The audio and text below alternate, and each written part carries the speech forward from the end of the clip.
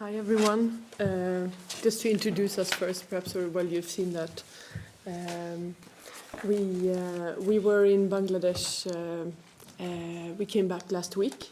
Actually, we were there from 8th to 23rd of January. We were in Cox's Bazar and did interviews from the 11th until the 23rd January in the morning. I just thought that I'd start by doing a little introduction about what we did and how we did it, and then, open up for questions or go deeper into the findings. That's as you wish. What we did when we were in Cox's Bazar, we did interviews. We did about 220 interviews. 204 of those were in-depth, private, confidential interviews that we did. We did them in 8 different locations that you may have seen in the report. 8 different locations in Cox's Bazar. It was the 3 of us plus a colleague in New York who did them. We did them together with the interpreters. We used 7 interpreters in total who were interpreting straight from the Rohingya language into English for us. The interviews that we did were of 2 kinds. We interviewed people in refugee camps and in makeshift settlements, where we basically would arrive in the morning and speak with people who were there in specific sites that we could use, food distribution centers, health clinics, and other such locations where we could have individual and private offices where we did the interviews. In other locations, we were just walking about a field or a place where those who have recently arrived have settled. So then we did the interviews in their homes. I think home is an exaggeration for what it was. Basically, a lot of people there are living in absolute makeshift shelters made of bamboo sticks and black plastic. So, but we did a solid number of interviews also in their homes. When it comes to our findings, I brought a map.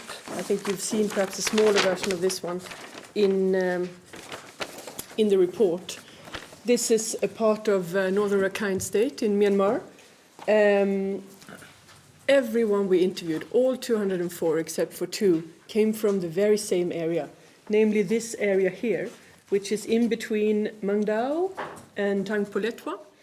Bangladesh is here. This is Cox's Bazar. We did interviews here, with the people who had just fled Myanmar. Every single person we interviewed had fled the area after 9 October, and every single person except for 2 were from this area. When it comes to the perpetrators of the violations that they reported to us, all of the interviews we did, all the victims and witnesses that we spoke with, basically were detailing to us who had done things to them. They were describing the security forces of Myanmar, both the army and the border guard police, as well as regular police forces. So there were 3, basically, the army, the border guard police, and the regular Myanmar police force. Many of the victims also were saying that when the security forces conducted an operation in these villages in this area, they would be accompanied often by Rakhine villagers. And strikingly, a lot of the victims we spoke with said that Rakhine villagers that they knew from before and who also are living in this area had been given security forces uniforms very recently and had been sort of incorporated into the security forces, while others were joining the security forces in civilian clothing. So that's just to explain that from the outset.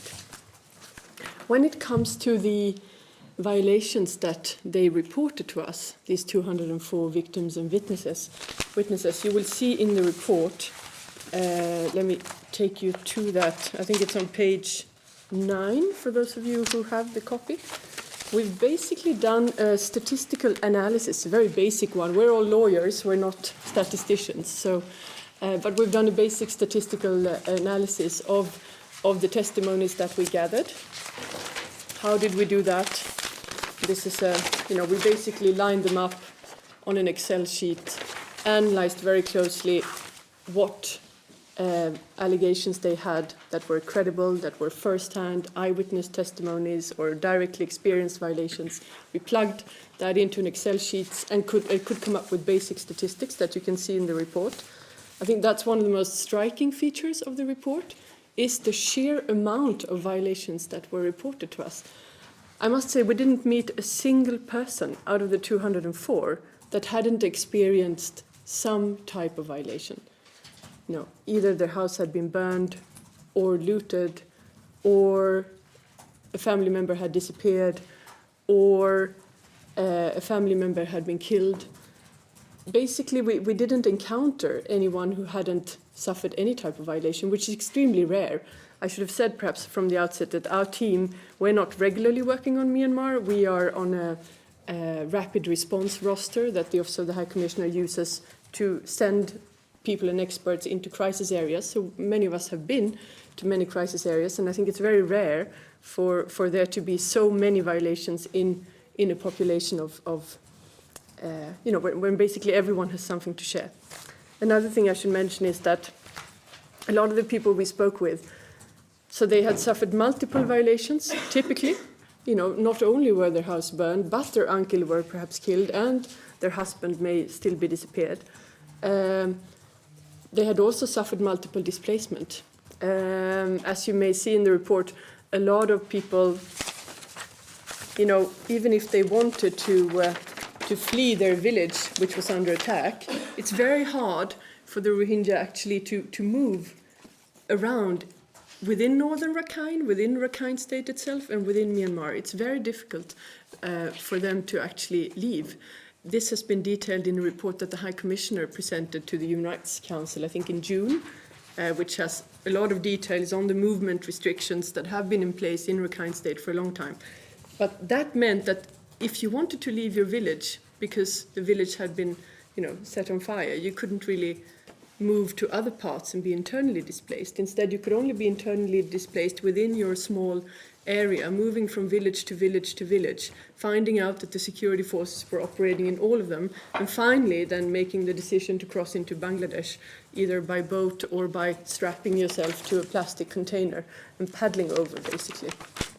We included in the report a picture of the border, so you can see more or less what distances we're talking about and so on. I think that's more or less what I wanted to say from the outset. I don't know if you would like us to go deeper into the types of violations that we gathered testimonies about, or whether we should move straight into questions. We're in your hands. Yeah. A deciding opinion, perhaps. 50-50 at the moment. It is with the worst. We leave it to you, we're a bit tilted. Take position, John. You decide. No, go straight to the questions. Yeah. Let's go straight to the questions. Yeah. Did you send this report to the Myanmar government? Yes, it was sent to the Myanmar. An advanced version was sent to them before it was released. Did you get any reaction from them? To the best of my knowledge, not so far. No, we to be fair, we gave them very little time. Yeah. We sent to them yesterday. Yeah. I've got a question over here. Yeah. On page 9, Yeah. have you been able to, from your interviews, how many people were killed? Have you cross-checked, not to have duplication of numbers? And do we know exactly how many were children under 5, how many were women, how many were men? And secondly, how in your sending the advance report to the authorities, did you ask to have access to these sites so you can then do forensic analysis on these sites where the people probably are buried there? Yeah.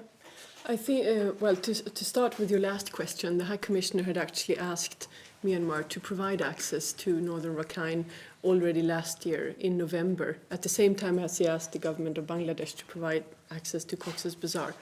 And that access hasn't been granted, but it would be great if we would get that access. I mean, we're still hopeful that it may be granted, and if so, we can dig deeper. On your first question on the numbers, it's a very good question. Actually, the statistics that we produced now basically only counts how many victims or witnesses reported a certain thing. So even if we would have met, for instance, with a victim who could enumerate 4 or 5 family members who were killed, we would only count that as one. One victim reported that a family member was killed. So we haven't yet crunched the data to an extent to come up with Would lists. it have been hundreds according We think rule so. of thumb? We absolutely think that it's hundreds, and let me tell you why. It's because 96 persons that we met reported that a family member had been killed. And the 204 we met, some of them were of the same family, but the vast majority, they were typically of entirely different families interviewed in different locations. And a lot of them reported that several family members were killed. We have taken lists of that. We've asked what family member, what's the relation, what's the name of the person, the age, what's the name of the father of the person who was killed. We have such lists, but we haven't yet been able to analyze them. The other thing I wanted to say is that we only interviewed 204 persons and came up with 96 persons having lost family members. But there's 88,000 people that have been displaced. So we interviewed 204 out of an estimated 66,000 in Bangladesh, and there's another 22,000 OHCHR reports inside Myanmar displaced within this area. So that's you can't really extrapolate from our data up to a general population, because we may have interviewed more, there may have been a higher rate of victims of such violations within the people we interviewed than in the general population of these 88,000. But I think it's safe to say that hundreds have been killed. Yeah. I don't want to jump the gun here, but Rupert, is the High Commissioner sending this forward to the UN Security Council? Is there a possibility of reigniting the sanctions against Myanmar? I think at this point we're just presenting the findings and really horrendous, shocking findings, and then really everything's on the table. I mean, there are many avenues that could develop. The Security Council is one. One would certainly expect them to take note of such a powerful and shocking piece of evidence. The Human Rights Council is another. So I think at this point we don't know where it'll go, but we would expect and there'd be a call on the international community to take this extremely seriously and take extremely prompt and serious action to stop it. Yes. Hello. Yes. Thank you. Lisa Schlein, Voice of America. A couple of questions. First, I don't know, I'm presuming that perhaps you've all been on previous investigations, human rights investigations. If you could, I don't know what's correct, sort of rate how the information that you have heard, the testimonies that you've heard here, how would you compare this with previous investigations that you have had in terms of the intensity, the shocking situations that you have found, and if you have any particular instances that shocked you more than others? I mean, to be just a little personal about your reactions. And then a second question that I have is, do you believe that this could actually be a genocide? I mean, that it is a deliberate effort to exterminate a whole group of people? Do you want to go in? No? You can, Okay, yeah. I can.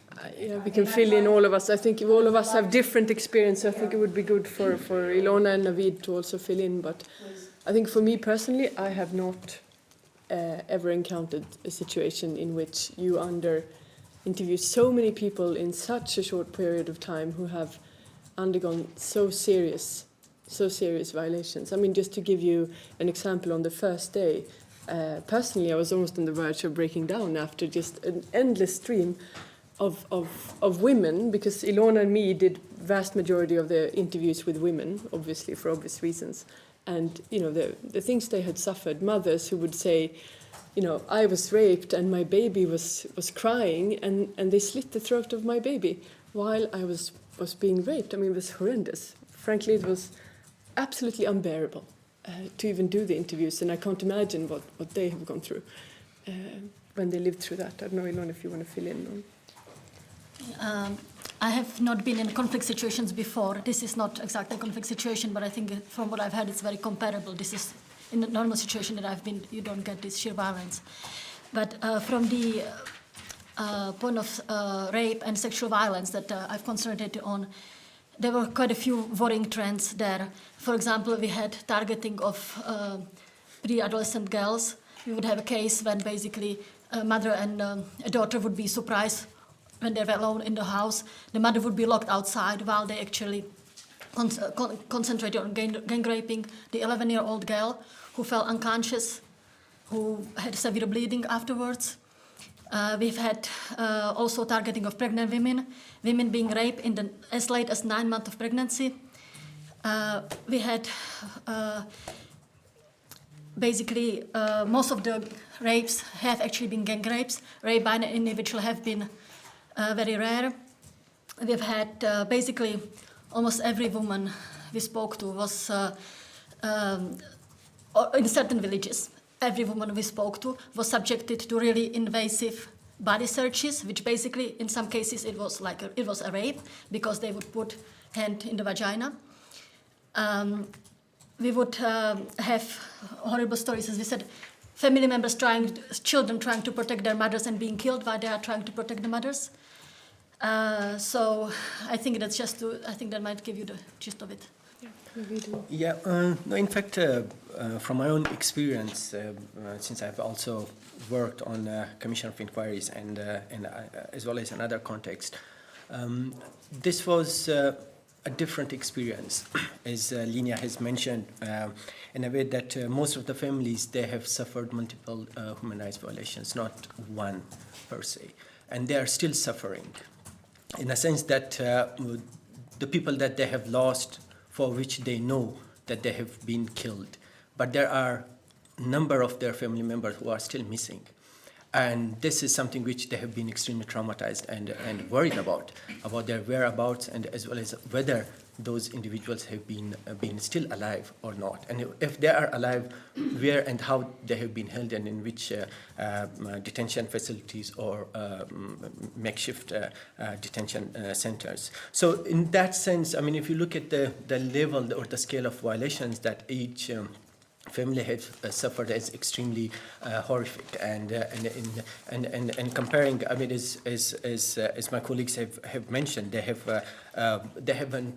did not even spare babies and elderly or disabled people, let alone young men and women.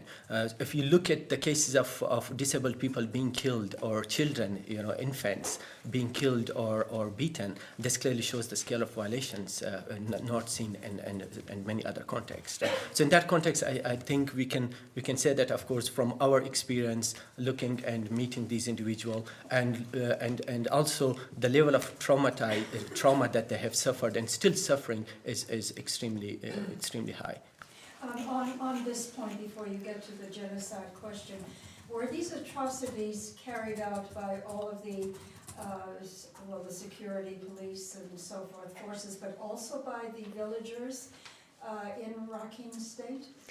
I think you could, to simplify very much, I think typically the most grave violations that we encountered, the killings, were by the security forces. Typically, the Rakhine villagers would engage in looting. Primarily, they would come in the wake of the security forces having entered the village and loot, take whatever they could, steal, and so on. That would be the overall pattern. We did have cases also of Rakhine villagers engaging in violence, but typically it was the security forces. Can I add on that, on sexual violence, this was really predominantly the army, but we had some rapes reported also by police and Rakhine villagers. Okay, my question about whether this is a genocide? Well, that's a very good question. I think we didn't really. The problem with our mission is that it was a very short mission, going to a specific location where we did a specific job, namely interviewing victims and witnesses coming out, having fleeing. In order to make the case for a genocide, you also need to know much more about intent. You need to analyze policy statements. You need to analyze much more, what's going on in the thinking of the government and officials in Myanmar, and that's something that this mission has not done. There clearly needs to be a further inquiry of some sort in much more detail, looking into legally characterising the findings, checking from more angles and so on and so forth. So, this is not a commission inquiry, it's not something of that order. So it's a step, I would say, to something that needs to be much more serious and much more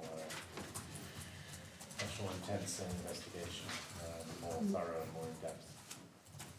Marta didn't have an answer. Genocide is a step further, but you do speak about ethnic cleansing at the end of the report. Can you elaborate on that? You say that in other contexts, this situation, this pattern of behavior is being defined as ethnic cleansing. So it could imply that maybe it could amount ethnic cleansing. Could you speak a little bit about that? I guess we can. I think the situation that we encountered, first and foremost, as we say in the report, the High Commissioner thinks it's very likely that it amounts to crimes against humanity. Crimes against humanity obviously include many different, it has many different elements: murder, torture, etc. Forced displacement is one, persecution is another. What we're finding here is a pattern where the violations what happened to these people happened in a context of long-standing ethnic discrimination and persecution, basically on ethnic and religious grounds. And a lot of the testimonies we gathered were clearly pointing in a direction, in that direction, because, for instance, you would have a lot of victims who would tell us what the security forces were saying to them as they were raping the women, or as they were, beating them, or as they were killing, burning their houses. Yeah. So from the testimonies, we have an indication that it really is, it is a persecution on ethnic grounds, which we think is similar to what has been in other contexts described as ethnic cleansing. I would encourage you to read there. In the report has a dry footnote to a letter from the Secretary General to the President of the Security Council from '94, which describes what went on at that time in Bosnia, and I think that what we have gathered is not unsimilar to what went on in Bosnia at that time. Or perhaps you want to fill in.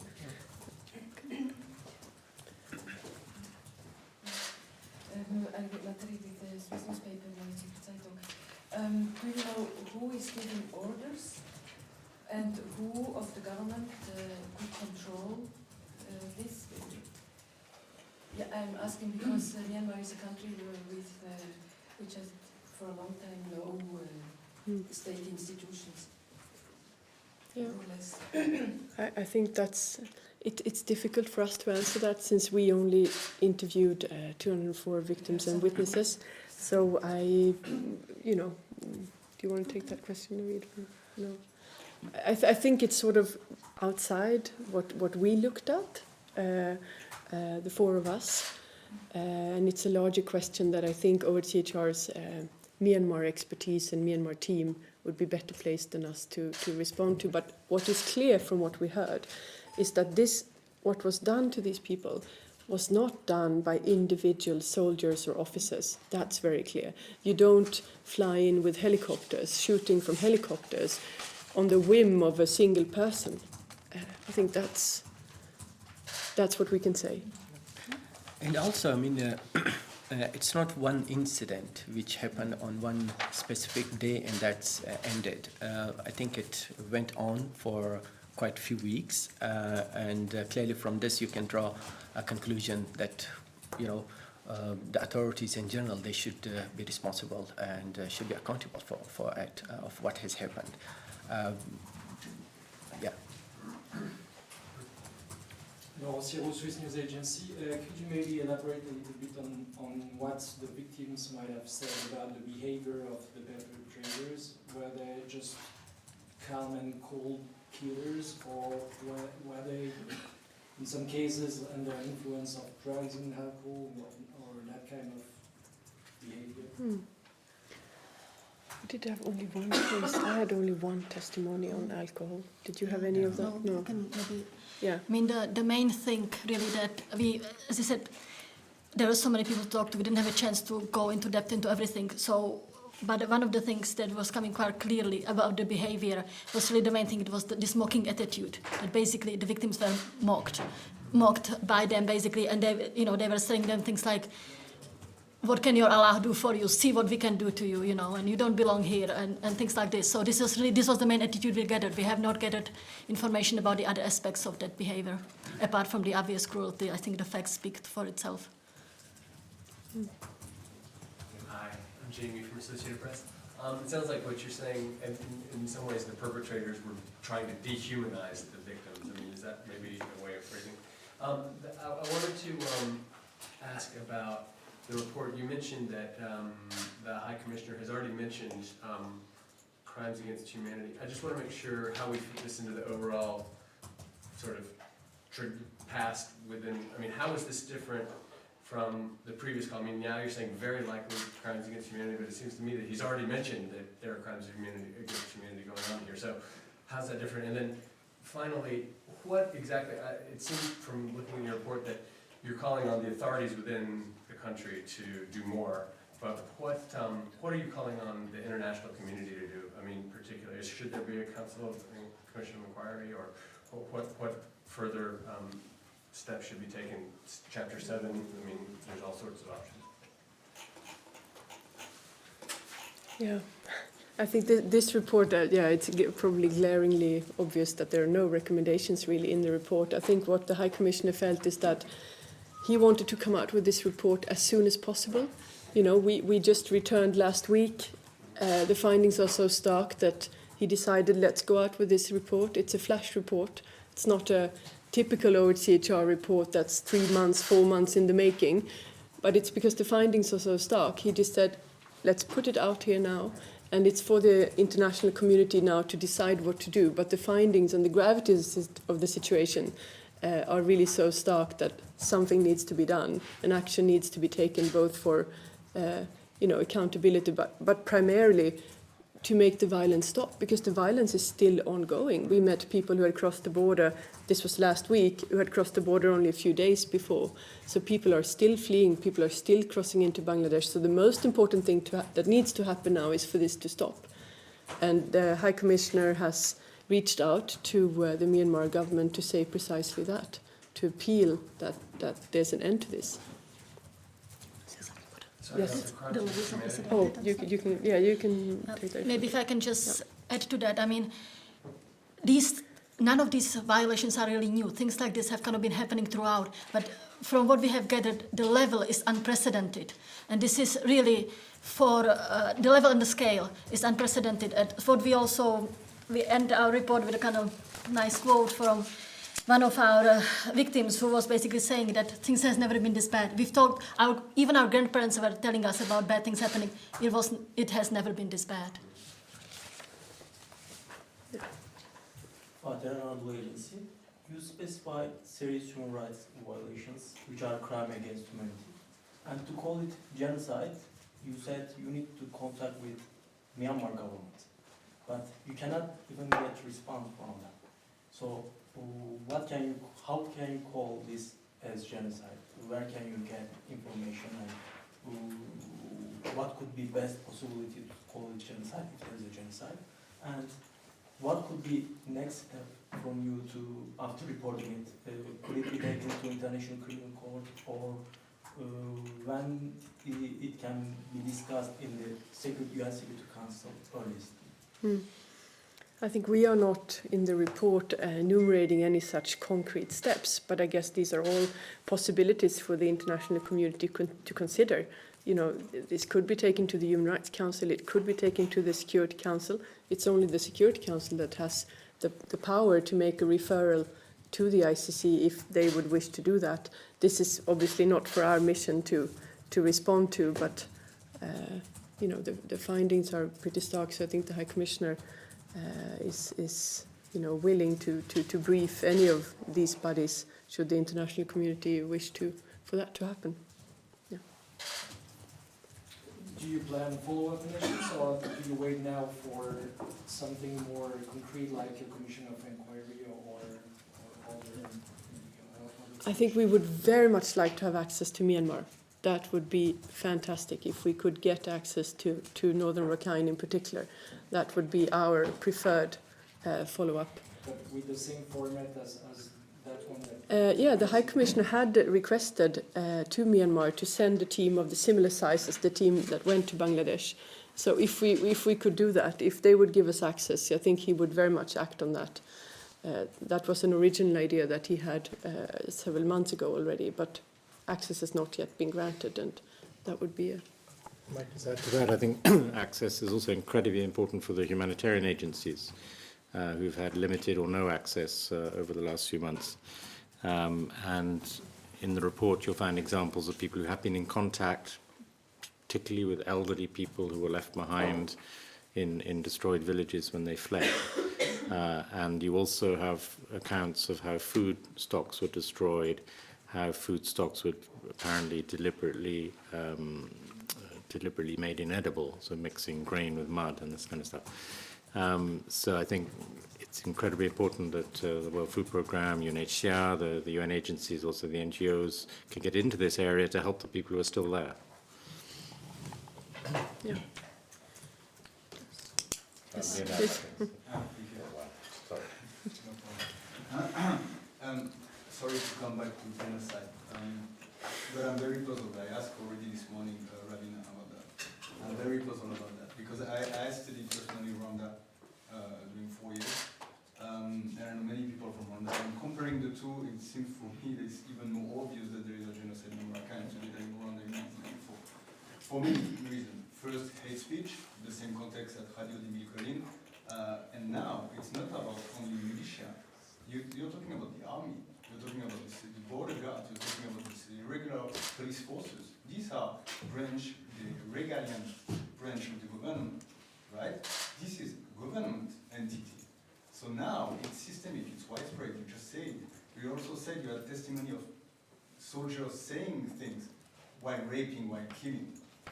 For me, it's absolutely obvious. I know the intention is difficult to prove, and that's the most difficult part of to prove that there is a genocide.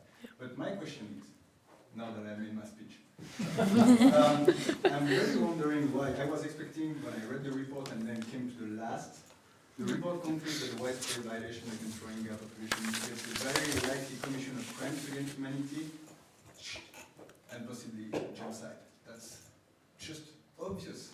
This is obvious. Why genocide is not here as a possibility? It's impossible, and please argue against my argument. It's impossible that you will say it's very unlikely that in the near future we will be able to prove that there has been a genocide in Rakhine. Can you say that to me, that it's unlikely that we can prove that there were a genocide in Rakhine?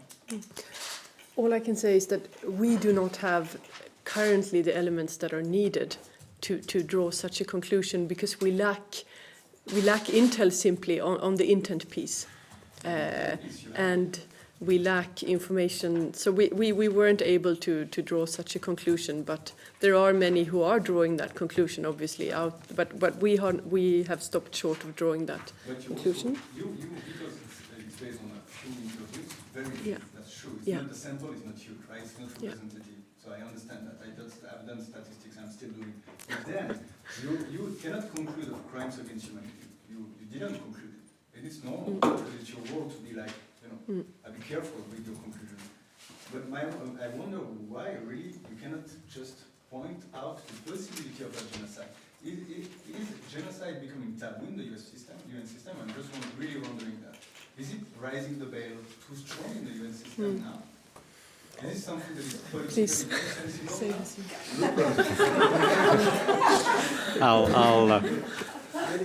I'll try to come to Linnea's rescue on that one. Thank you. the level of proof for genocide is extremely high. So it's not a word the UN uses lightly. It's not a word the UN uses even if it feels it's a possibility, because,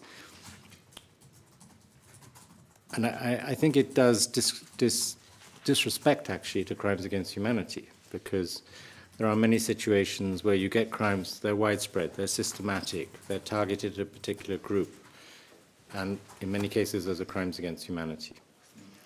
Crimes against humanity are not negligible. This report says very likely crimes against humanity. Genocide is another order altogether to all other crimes.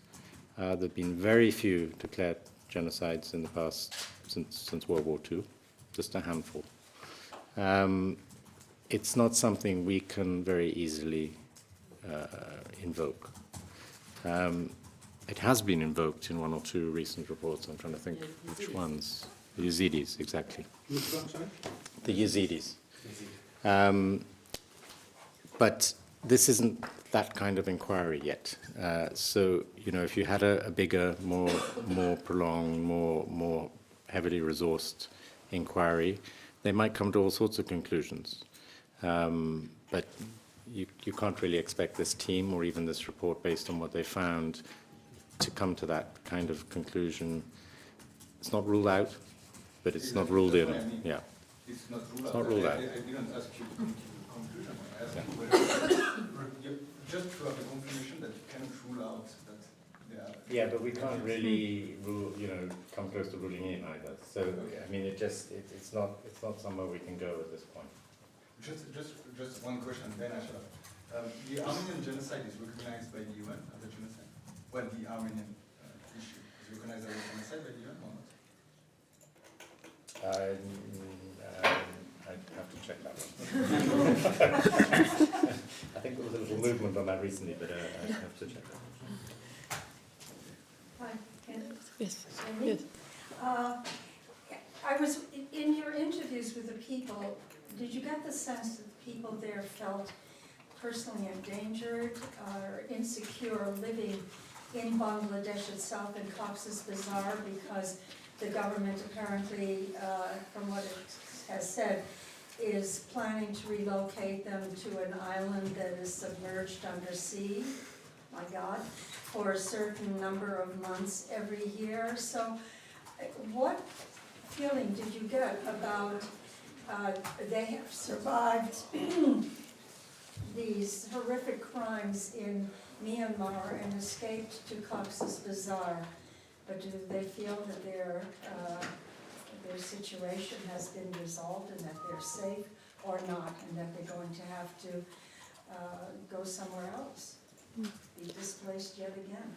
Yeah, I think when we spoke with them, I think, many of them were visibly, they were hungry, they were sick, they were thirsty, they didn't have any kind of decent shelter at all. They had just crossed the border. And I think what all of them told us, without hardly any exception, is we want to go back. We want to go home. We don't want to be here in Bangladesh. We want to go back to Myanmar.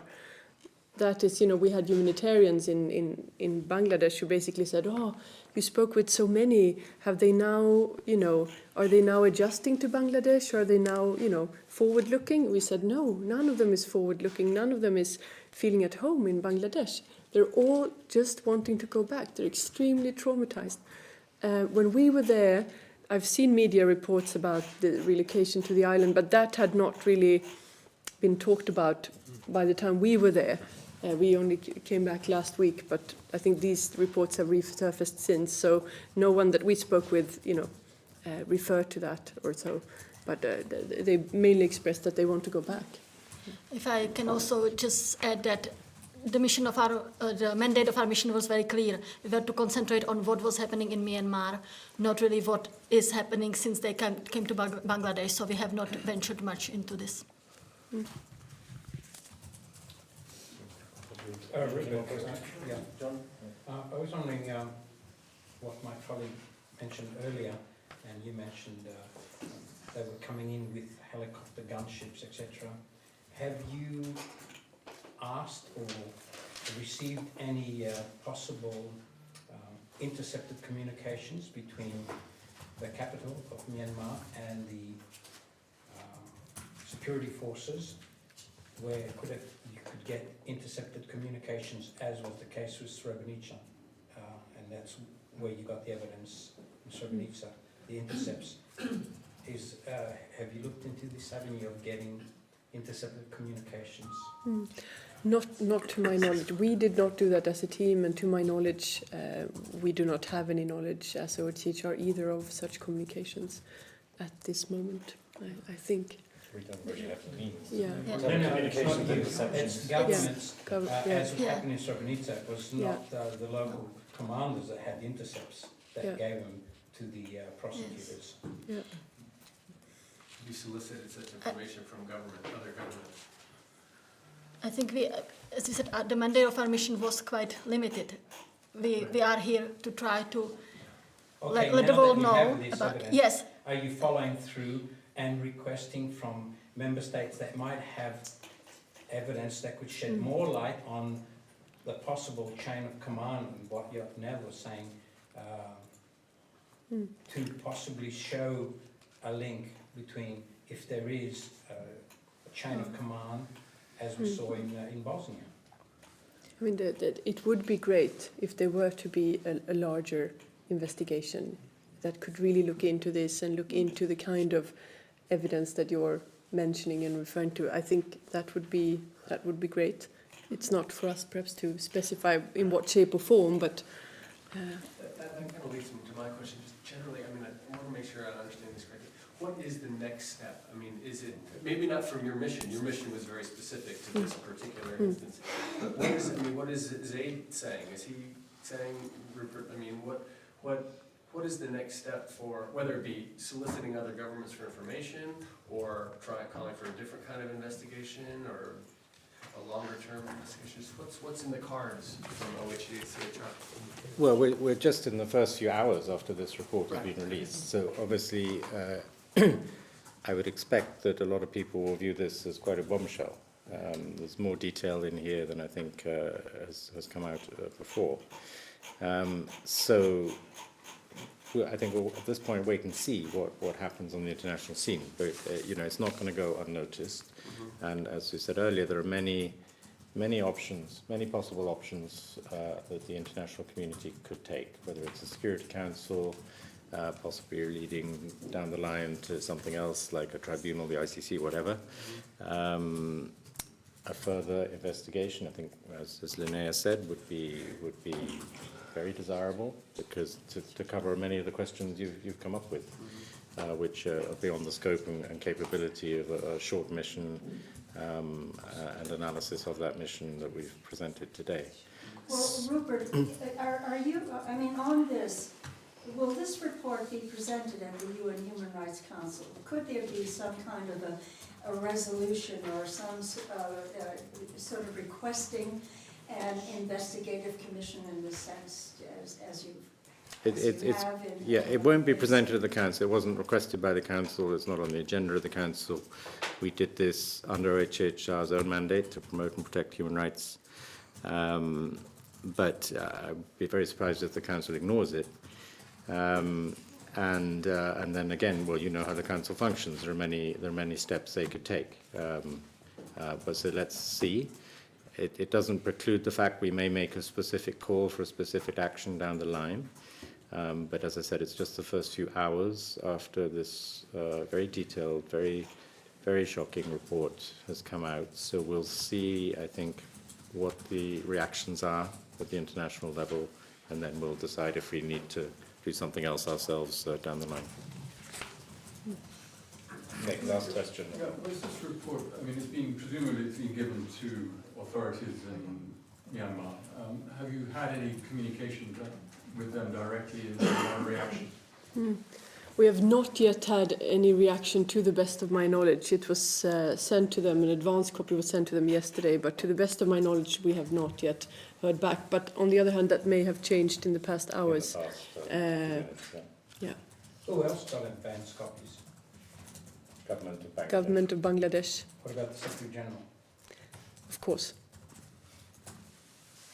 I mean, we were still working on this report this morning, so as I said, there was sort of tidying up and stuff going on. So we only came back last week, so that's why it's in the shape that it is. okay, I think maybe we can stop there if that's okay. All right, thank you. Your appointments for today.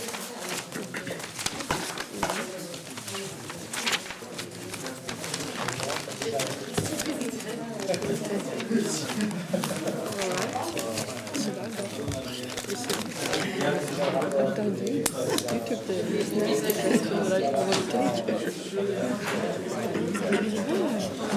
She's got a couple of Yes. Linnea. Hello. Right. Hello. I didn't get any question, but most of it, what I was interested in is Yes, absolutely. Oh my gosh, I'm not carrying any card.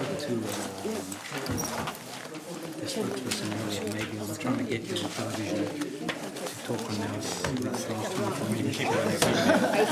It's not sure because it'll be now. Yeah, oh my God, yeah, that's totally. Until the time will you be at the office?